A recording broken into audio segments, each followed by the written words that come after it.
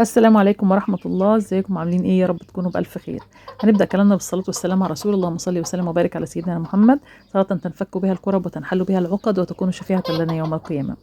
هكلمكم النهارده عن الفراخ الفيومي، وهقول لكم هي اصلا فراخ الفيومي سموها فيومي ليه؟ هم سموها فيومي عشان هي من محافظة الفيوم او نسبة لمحافظة، وهي سلالة دجاج مصرية ما فيهاش اي يعني هجين غير مصري او اي حاجة.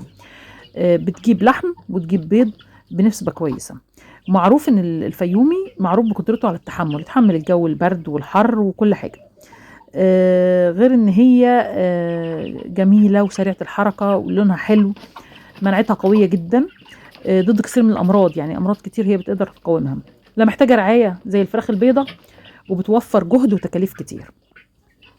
ما بنستهلكش معاها علف كتير زي الفراخ البيضة. طبعا الفراخ البيضة فراخ تسمين فبنستهلك معاها علف كتير، لكن الفراخ الفيومي ممكن بعد عمر 20 يوم تبتدي تضيفي لها بواقي اكل، رز بواقي البيت، يعني بواقي رز باقيين من ولادك، او بواقي اكل عندك، شوية خضار، شوية خس مثلا، ورق الخس متقطع كده يتضاف ليهم مع وجبة علف. مثلا لو هتعملي وجبة الصبح العلف وبالليل ممكن وجبة التالتة اللي هي بتاعت العصرية دي مثلا ممكن تبقى بواقي أكل البيت، فما بتكلفش علف كتير.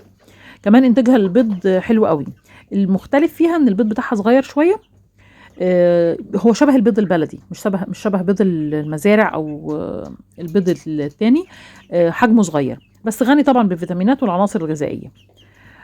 فإنتاجها البيض منتظم جدا طول السنة، هتفضل طول السنة تدي بيض بنسبة كويسة جدا. بتكبر بسرعة، وبتبدأ في إنتاج البيض بسرعة كمان، على يعني على عمر 6 شهور بتبتدي إن هي تنتج البيض، ما بتطولش أكتر من كده. الريش بتاعها بقى لونه لامع زي ما انتم شايفين كده معايا، بيلمع. في منه رمادي وفي منه فضي. في منه زي ما انتم شايفين كده رمادي وفضي، والوانها حلوه قوي زي ما انتم شايفين. وفي بقعه سودا كمان، وعينيها واسعه وشكلها جميل. يعني انت هتبقي مستمتعه وانت بتربي الفراخ الفيومي.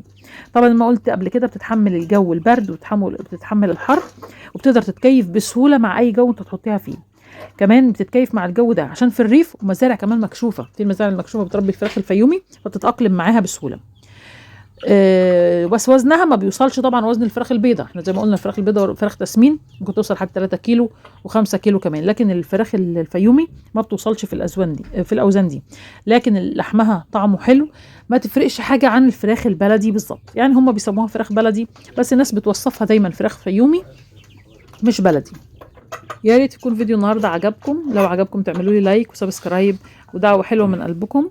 وتشجعوا كده على تربيه الفراخ الفيومي، حلوه جدا في التربيه، اللحم بتاعها والبيض وكل حاجه فيها كويسه. ما تنسوش يا جماعه اللايك، يا جماعه اللايك ثم اللايك. السلام عليكم ورحمه الله وبركاته.